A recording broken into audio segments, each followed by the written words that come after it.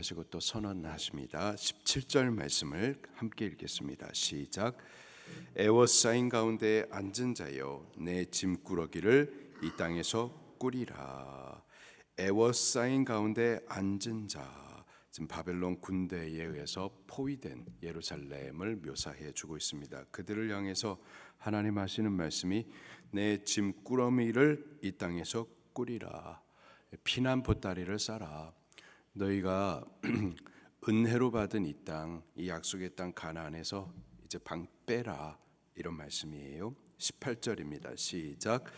여호와께서 이와 같이 말씀하시되 보라, 내가 이 땅에 사는 자를 이번에는 내던질 것이라.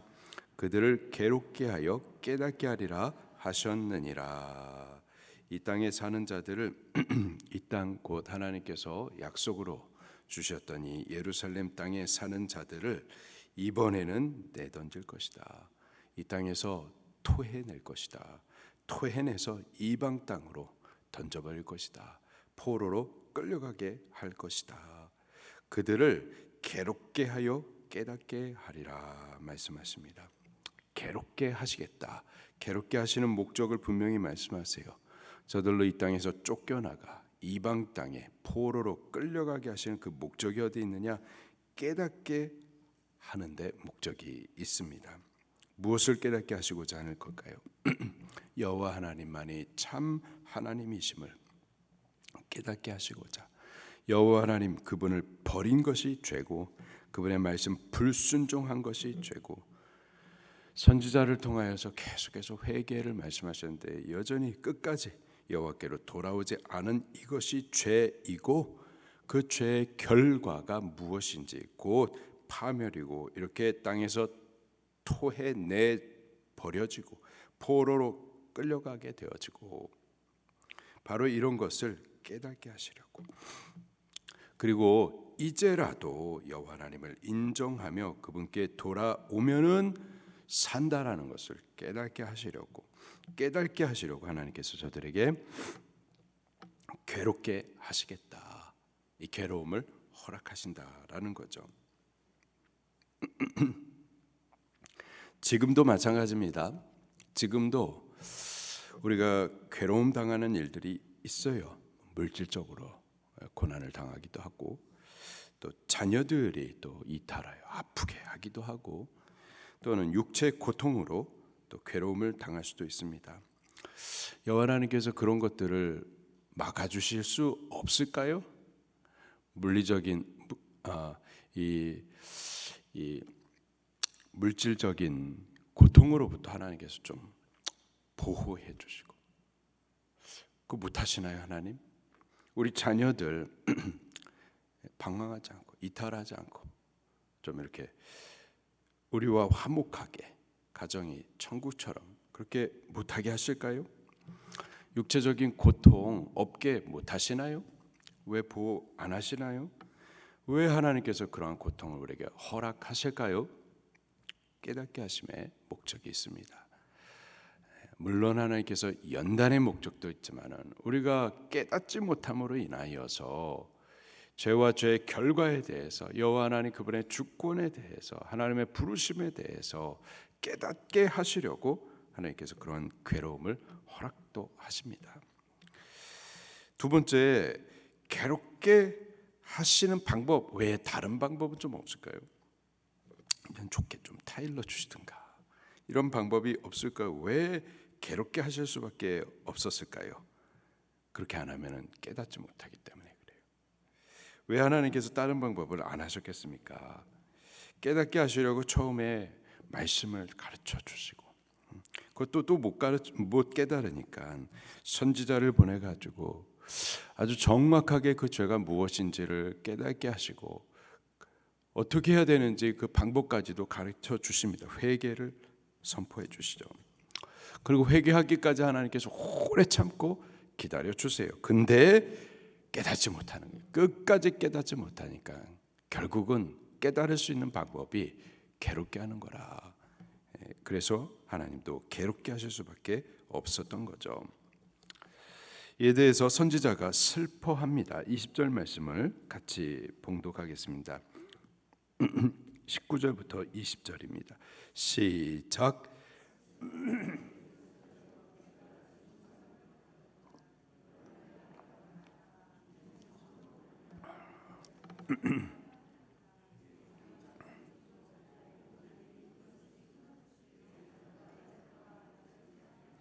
내 장막을 세울 자와 내 휘장을 칠 자가 다시 없도다. 슬프다 내 상처요, 이는 참으로 고난이라.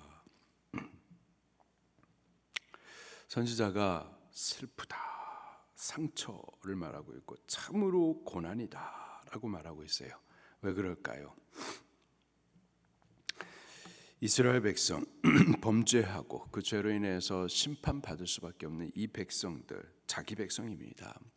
이스라엘 자기 백성, 골육 형제들이에요. 내 나라고 내 민족이에요. 근데 그들의 심판과 파멸에 대해서 예언할 수밖에 없는 이것이 선지자에게는 큰 고통이죠.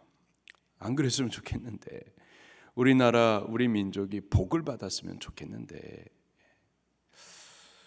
근데 복이 아니라 심판과 파멸에 대해서 예언할 수밖에 없는 이 상황이 너무나 고난인 거고 상처인 거고 슬픔이 된 거죠. 결국 이 백성은 죄악으로 말미암아서 심판을 받게 되는데 이 심판, 이 백성들의 죄 그리고 죄에 대한 심판 가운데 그 역할을 또 역할이 분명히 있는 거예요. 그 목자들의 이 죄 때문인 겁니다. 21절 말씀을 같이 봉독하겠습니다. 시작. 목자들은 어리석어 여호와를 찾지 아니하므로 형통하지 못하여 그 모든 양떼는 흩어졌도다. 목자는 양들을 인도하는 자죠. 푸른 풀밭으로, 쉴 만한 물가로 저들을 먹이고 마시고 튼튼히 평안히 자라도록 인도해 주는 자. 혹 악한 짐승이 물려고 하면은, 찢으려고 하면은 그놈과 싸워가지고 보호해 줘야 될 자가 목자죠.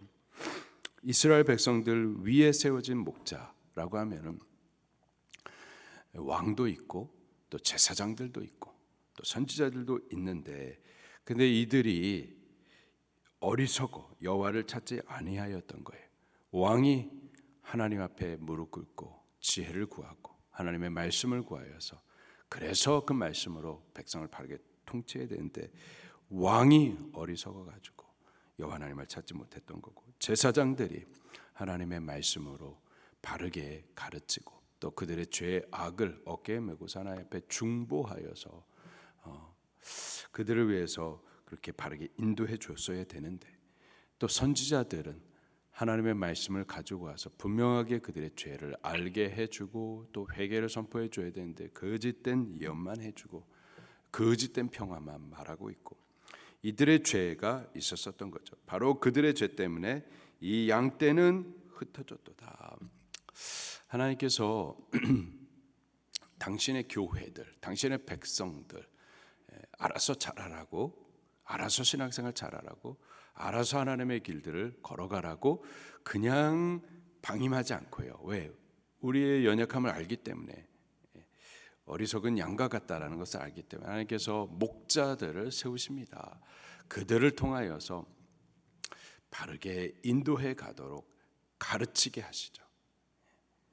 인도하게 하고 또 푸른 풀밭에 가가지고 바른 것을 먹이게 하고 안전하게 보호도 해주고, 지금도 하나님께서는 그렇게 목자들을 세우신다고요. 우리들 위해 셀리더를 세우시기도 하고 전도회장을 세우기도 하시고 또 장로님들을 세우기도 하시고 그들을 통하여서 바르게 배우도록 하신다고요. 그런데 이 목자들이 여호와 하나님을 찾지도 아니하고 그들의 사명에 대해서 바르게 하지 않았던 거죠. 결국 그 양떼는 흩어져 버렸도다. 제 소견에 오른 대로 각각 제 길로 갔었던 거죠. 예배를 안 가르치고 기도 생활을 안 가르치고, 예배 안 해도 괜찮고 기도 안 해도 괜찮고, 우리가 영혼 구원을 하라고 먼저 우리에게 우리 영혼을 구원하신 복음을 맡기셨는데 복음 전도 안 하고 그냥 열심히 살아가는데 피곤할 테니까 셀 예배 안 드려도 되고 그냥 방임해 버리니까 흩어져 버리는 거예요. 죄악의 길들을 따라 그냥 제 갈 길 가버리는 거죠.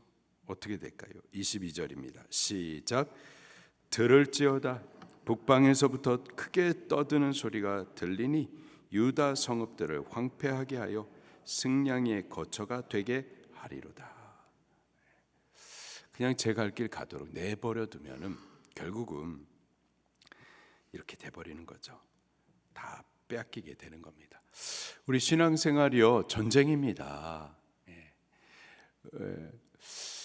하나님의 은혜로 우리를 붙들어는 주시지만 그러나 승냥이 떼처럼 악한 마귀는 어떻게 하든 우리를 갖다가 물고 뜯고 생명을 갖다가 도둑질하려고 그렇게 한다고요. 우리는 영혼을 지켜내기 위해서 보호해주기 위해서 계속해서 가르쳐주고 인도해주고 또 보호해줘야 할 책임들이 있습니다. 우리 셀리더들이 그렇게 열심히 가르쳐줘야 돼요. 또 보호해줘야 돼요. 그러면 안 되는 거예요. 그럼 망하는 거라고. 망하지 않도록 지켜줘야 된다. 한 주간 동안 열심히 전쟁 같은 사업, 직장 생활 어렵죠. 그리고 육체도 피곤하고 피곤할 테니까는 셀 예배 안 해도 된다. 아유. 영혼을 부탁하고 맡기는데 그러면은 안 되죠. 그래서 지금 한국 교회가 이 모양이 되는 거고, 짓밟히고 교회가 짓밟히고 목자들은 가르치고 인도하고 또 보호해줘야 할 책임이 있는 겁니다. 하셔야 돼요. 안 그러면은 함께 망하는 겁니다. 결국 이 유다가 하나님의 심판을 받을 수밖에 없어요. 바로 이 상황 가운데에서 선지자가 이제 심판은 선언됐기 때문에 심판하지 마세요. 이 나라 망하지 않게 해주세요. 긍휼을 끝까지 베풀어 주세요. 심판받지 않게 해주세요라고는 구할 수는 없어요. 그러나 이 심판 선언이 된 이 상황 가운데에서 선지자가 세 가지를 청원합니다. 첫 번째로는 그래도 하나님 이 백성을 이들의 운명을 이들의 걸음을 하나님께서 좀 선하게 이끌어 주세요. 심판은 하시겠지만 하나님의 선하신 계획을 따라서 이 민족을 그 걸음을 이끌어 주세요라고 기도합니다. 23절입니다. 시작. 여호와여 내가 알거니와 사람의 길이 자신에게 있지 아니하니 걸음을 지도함이 걷는 자에게 있지 아니하니이다. 아멘. 이스라엘 백성들 걸어가야 할 길을 저들 스스로도 알지 못해요. 저들이 원한다고 그래가지고 이 심판을 피할 수도 없는 노릇이에요. 저들의 운명을 이끄시는 자, 주관하시는 자가 여호와 하나님 당신이시오니 하나님 이 백성의 이 걸음을 운명을 선하게 좀 이끌어 주시옵소서 부탁합니다. 두 번째로는 하나님 징계하시겠지만 징계 가운데에서 긍휼을 베풀어 주세요. 징계하시되 너그럽게 징계해 주세요라고 기도해요. 24절입니다. 시작. 여호와여 나를 징계하옵시되 너그러이 하시고 진노로 하지 마옵소서. 주께서 내가 없어지게 하실까 두려워하나이다. 아멘. 징계하시되 너그럽게 하옵소서 구하는 거죠. 사실 하나님께서 너그럽게 징계하지 않으시면 하나님이 우리의 죄에 대해서 아주 공의롭게 징계하신다면 우리 하나님 앞에 설 수 있는 자가 없습니다. 우리 하나님 앞에 다 없어질 수밖에 없죠. 그러나 하나님 징계하시되 우리가 범죄하여서 징벌을 받을 수밖에 없지만 징계하시되 너그럽게 징계하시되 그러나 긍휼로 징계해 주시옵소서. 징계하시되 완전히 없어지게 하는 것이 아니라 깨닫게 하시옵소서. 그렇게 징계하시되 징계 가운데 은혜를 또 구하고 있습니다. 그리고 이 백성을 하나님께서 때리긴 하시겠지만은 그러나 하나님의 교회를 깨닫게 하시기 위해서 때리시겠지만 그러나 이 때리는 이 이방의 백성들에 대해서는 하나님 좀 심판하세요 라고 또 기도합니다. 25절 시작. 주를 알지 못하는 이방 사람들과 주의 이름으로 기도하지 아니하는 족속들에게 주의 분노를 부으소서. 그들은 야곱을 씹어 삼켜 멸하고 그의 거처를 황폐하게 하였나이다 하니라. 아멘. 하나님께서는 바벨론을 당신의 백성 이스라엘을 좀 깨닫게 하시기 위하여서 붙잡아서 지금 막대기로 사용하고 계십니다. 막대기로 사용해서 지금 자기 백성을 때리시기는 하지만은 그러나 그 심판 이후에는 그 막대기를 이 바벨론을 꺾어버리시죠. 꺾어서 버려버리십니다. 하나님께서 당신의 백성, 당신의 교회를 때리세요. 누구를 통해서 때리실까요? 이방을 통해서 때리십니다. 근데요, 때리시는 목적은 아프게 해서라도 깨닫게 해서 다시 돌아오게 함의 목적이 있습니다. 회복의 목적이 있는 거예요. 그러나 때리시던 그 막대기는 꺾어 내버리시는데 그 결론이 있습니다. 주의 교회가 하나님의 심판받습니다. 근데요, 심판받을 때 교회가 막 짓밟힐 거예요. 찢기기도 할 겁니다. 우리를 막 핍박하기도 할 거예요. 그런데 그렇게 하나님의 도구로 쓰임을 받는 교회를 찢고 밟는 그들은 크게 하나님 앞에 버려집니다. 꺾이게 되는 거예요. 교회가 잘못하죠. 그러나 교회를 함부로 건드려서는 큰일 나는 겁니다. 우리는 하나님 앞에 징계를 받더라도 깨닫고 돌아오는 자가 돼야지 하나님의 징계 도구로 쓰임을 받아서 버려지는 자가 돼서는 절대로 안 되겠습니다. 오늘 우리는 맞기 전에 하나님을 인식하며 여호와 하나님 앞으로 돌아오는 자들이 되기를 예수 이름으로 축원합니다. 그리고 혹 맞더라도 하나님은 깨닫게 하시고 돌아오게 하심의 목적이 있으니 우리 맞는다 하더라도 여호와 하나님을 인식하면서 빨리 돌아오면 되겠습니다. 그런 우리들이 되기를 예수 이름으로 축원합니다.